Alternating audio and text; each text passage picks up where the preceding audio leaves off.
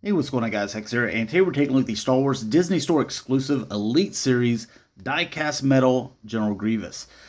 This is a figure that I've had for a while, actually over a year now, and meant to do a review on him, but he is just a pain to mess with, and it's one of those things that as soon as I took him out of the package, a couple of his arms popped off. The ball joints are very soft, and they don't hold together very well. So if you're planning on maybe picking up one of these figures, because I believe he's going for quite a bit on eBay, I'm actually going to throw mine up there just because I don't want the figure. It's very loose. It has some articulation in some places which don't even make sense. And then it's missing some that would totally make sense. Plus, it being die cast and also soft rubbery plastic in some places make it kind of a nightmare to display, and he's always falling over. So, but I mean, if you can get him to pose just like this and actually hold that pose, he does look pretty good. As far as him in comparison with this is a black 6-inch Blackline series. Obi-Wan Kenobi, so if you wanted to have him pose up against him, I guess the size kind of works that way. If you're going to put him up there with other, Elite series that are made of the die cast, they're a little bit taller than 6 inches. Most of them, he's kind of a 7-inch, but go ahead and kind of give you a little 360 of him if I can get him to not fall over. You can see that there's a lot of nice paint detail in here, with the green and a little bit of pink up here, and you can see some grays in there. Looks really cool. And also that white on the metal is painted here on the back of the cape. You can see some nice black Tampergraph logo on there. He's already falling over, so that pretty much concludes the little 360. Now, you get this stand, which only has one peg hole, so you definitely need that. And we'll go to the cape, which is first, looks pretty nice on the inside. A nice texture, nice paint with the red and the black wash going, and then the outside is this gray. It is a soft rubbery plastic material. It's a little bit long for him, so right here, so it kind of makes him hunch over, but he's going to hunch over anyway, and you can see where it kind of connects. A lot of the times this slides up and gets into his face. It comes with 4 lightsabers, and what I was talking about earlier, some of the things that are wrong. So first off, let's get into the lightsabers and how he kind of holds those. This one seems to be doing all right, but you can see that the lightsabers, the holes are too big where the hands are. So the lightsabers, they just slide in and out. You can see this one already fell out. See how big that hole is, and it just goes all the way through, so he can't grip it very well. But going ahead and taking these out, and getting into, before we get into the arms, getting into the legs, you'll see that these can actually kind of prop up to where he could look a little bit taller than what I had him earlier. But this foot right here, it doesn't rotate down. So even though he could, extend his legs like here, like he's trying to, tower above you, this leg has articulation, and the foot's already kind of posed that way, so he could sit that. But then this one, this doesn't bend at all down here, so you still have to have that, and he's just not going to stay upright like that. He's just going to keep on bending because the joint right here is very weak. It's weak right here as well. Here in the hips, they're on ball joints.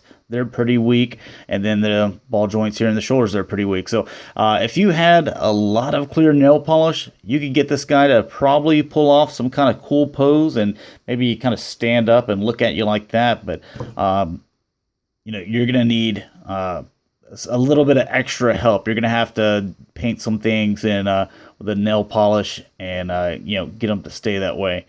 As you can see, he's not really going to balance very well, even in that pose, regardless. As far as paint, let's go ahead and get into that more. Talk about some of the positives. The paint does look good, because all this silver paint, all this, and the white paint, it's die cast, die cast, feet die cast.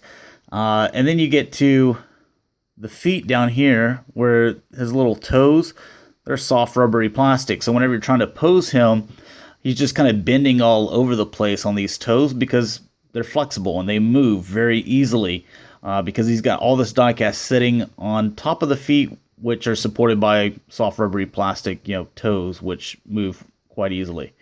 So that's one of the problems. If those were die cast as well, then it'd be set. They would set in one place, but they just kind of bend all over.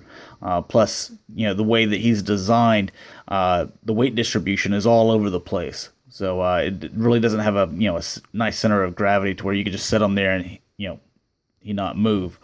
The other thing, he does have some waist articulation here. It does have these ball joints here you can see this. I mean, just falls down, or stand up, just a little shake, and here it comes down. This one you can't really bend it very well either. I tried to pull this one out, and because these are kind of on these, there's two ball joints on this same peg here, so it's a lot for this to support. And again, you try to separate these and do them how you want, and they just kind of fall back into place. So try to, there you go. There's another one that just pops out because we tried to move it maybe a little too much. I don't know how the arms, they come out of these ball joints so easy, because it's hard to get them back in almost.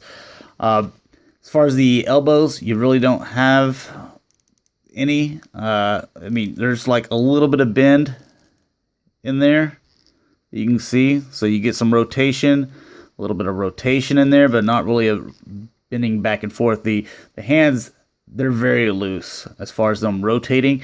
So when you put the lightsabers in there, they just kind of twirl all around, just because any little bit of weight is going to throw them off the pose that you just put them on, and there that arm comes back again. This is why I didn't feel like reviewing this thing. I hate reviewing figures that I have to tell you that I'm not excited about, and I basically have to get on here and say, do not buy this.